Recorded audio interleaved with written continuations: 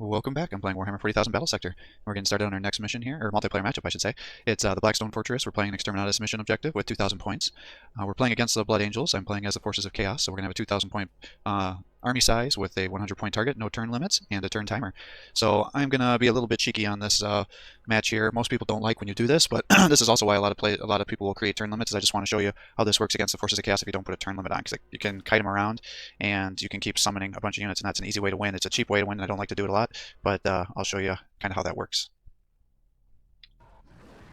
Alright, so I have my forces deployed. We have 2 Bloodthirsters, 2 Demon Prince, 3 Bloodmasters, and then I have 4 Skull Cannons. So what my plan is going to be is to sit back here and just spawn a bunch of Demon units, and then use these Skull Cannons to hopefully shoot into his infantry and do some damage while we're waiting for him to move up to where we are to get some attacks. So, because these Skull Cannons are very, very powerful artillery units. They have good accuracy, they've got long range, and they've got armor piercing, so it's a little bit of everything you'd want. So, we'll see how this works.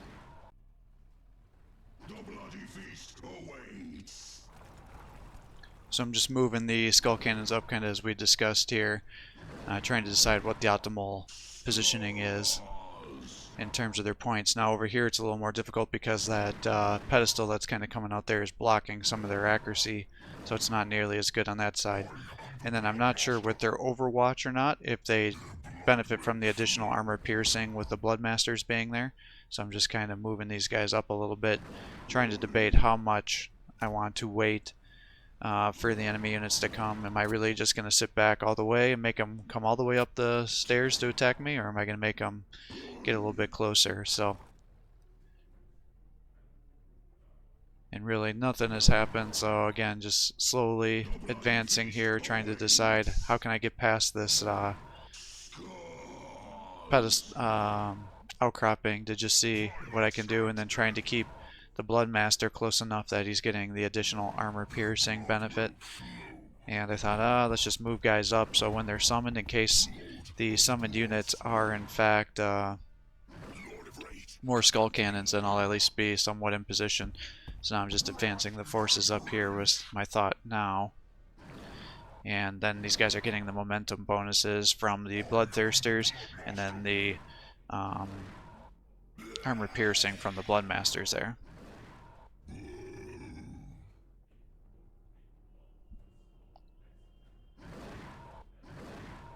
And I'm just making sure they're positioned in appropriate locations, that these guys are all synergizing off of each other. And now what I'm struggling with is deciding, do I come up here? And I thought, if he gets behind me and rear attacks these guys, that's not going to be great. So I can just body block with these other guys here, and then it should be safe. So I decided, why chance getting attacked here? And then again, another turn's gone by. He still hasn't closed the distance, so now the summonings start.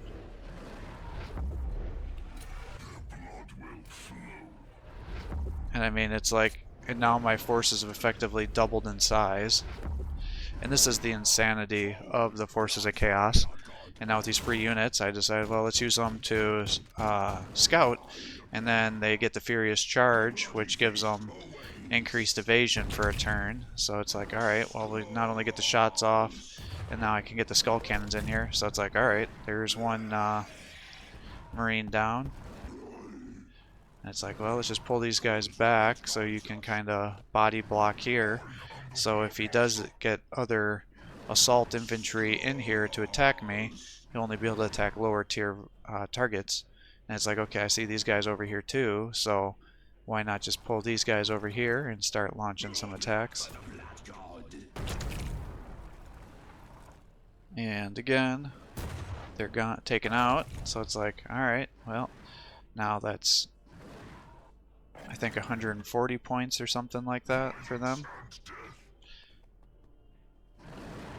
And the big thing is I just got to make sure my Bloodmasters don't get jumped, because if they do, they're dead, because they're very squishy.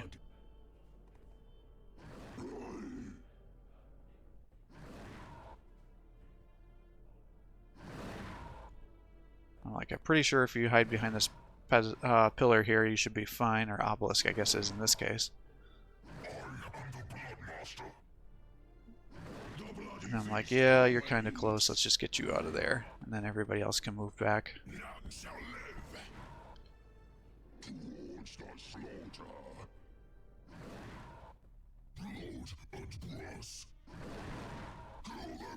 And just move these guys up a little bit. And now he's finally closed the gap here. But because he's had to cross so much distance, he hasn't been wanting to jump. And he's getting frustrated that he's getting picked off, so he's like, oh, you'll just throw the Terminators in here, hopefully they'll get some kills. And normally they would be able to, except when they do that teleport ability, they have the minus damage, so even though they've got the bonus damage from the Sanguinary Priest, it's not enough, and then because they didn't get a kill, they now don't have enough momentum to get a second attack. And then again, you guys all know how I feel about those frag grenades there. And then he runs these guys over here to attack the Bloodthirsters. Or not Bloodthirsters, Blood Crushers. Would have been a much better idea for him to attack the Hounds instead, because that splash damage was wasted on the Blood Crushers there. And then as long as one model's still alive, they can still do a full charge attack. So there's really no benefit in wounding them like that. And again, he's got his Assault Marines over here. Because I'm so far back, he couldn't see me or jump me, so he's them just moving them into range for me to be able to just snipe them out. So it's like, alright, here we go. Here's another Assault Marine gone.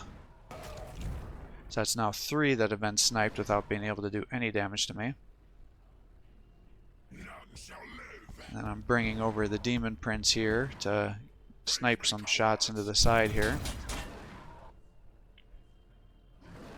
So I want to weaken these guys up a little bit.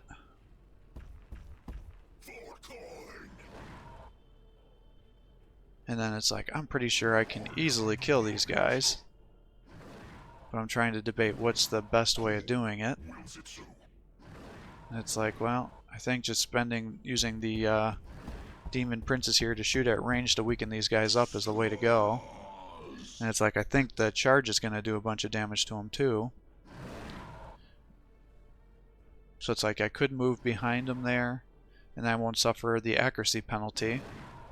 But if I jump, then I can also attack the Invictus there. So I decide, well, even with the penalty to hit, if I get a rear attack, it's going to be high, and it's 100%. So it's like, alright, now they're down. It's like, do I send you over here to kill these Assault Marines? And it's like, I'm pretty sure I'm going to want to take out this Invictus Warsuit, because I can for sure win that battle in melee. And then my other units can be used to attack the Assault Marines. And so then I'm back to this situation over here, trying to decide what do I want to do. And it's like, well, let's just charge into them. And it's like, yep, that's pretty decent damage, that's what I thought. So we'll charge in here too. And then I just finish him off with these guys here. And pulling these guys back to keep them alive. And it's like, I'm pretty sure I'm not going to land these attacks, but 42 with 3 attacks, I thought, oh, that's probably worthwhile. And I was also thinking if I would have known you would have died, I could have boosted one of my other Bloodthirsters, but I didn't know he was going to be, those Terminators were going to die so easily. Now I ran these guys down like that, but I think it would have been much wiser just to use their charge attack, but I wasn't sure who was all over here in terms of his units, so I didn't know what he had left. And I'm like, do I run you down here to attack these guys? So I'm just kind of debating what the best way of doing this is. And it's like I could run those guys over there to attack the Warsuit, but I'm not sure it's totally necessary, so it's like, let's just run the other Bloodthirster down here. And then start smacking him down. And it's like, it's a side attack, he's not getting a counterattack. And it's like, oh, well, if he only has 123, I can probably get the kill, which I do. And so it's like, okay, now I've taken out almost half of his forces, and he hasn't killed a single unit of ours. And I'm like, do I run the Fleshhounds over that way to try to get them in position? Or do I just run them down to kill these Assault Marines? And I Thought, well, let's just do the flame attacks on them because it should do a decent amount of damage, which it does. And I thought, oh, these guys should probably get enough kills, which was obviously foolish. And I should have just used the charge attack because I could have definitely killed those guys had I done that.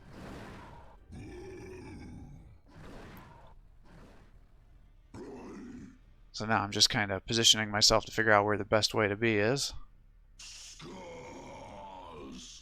And it's like I know his jump infantry are so close that I probably need to pull back with these Bloodmasters.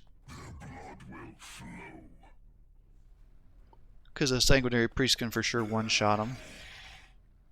And now I'm just running these guys around trying to body block the Blood Prince, or Demon Prince I should say, to try to protect him in case he does get jumped, because I think he is going to be in range.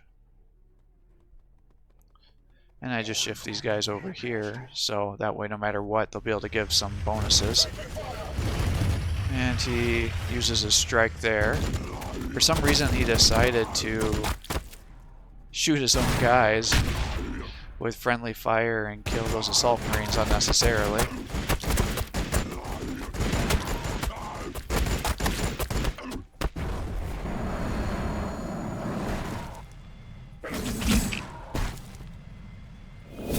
I don't think he used their ability. I think he forgot to do it, because he would have definitely gotten an extra AP had he done that. And then this one didn't get the extra AP. So I think with that he's just like, screw this noise, I quit. So I usually don't upload these one-sided videos too often, because I don't think there's a ton to learn about from these kind of videos, because it's most commonly caused by just one turnover extension, and if you do that, the whole match can just fall apart on you. But the reason I'm uploading this one is just to show what's going on the multiplayer matches, because different new players are having matches like this, and then you do 3 or 4 matches like this as a new player, and each match, because it's asynchronous, is probably taking you 5 to 6 days to play.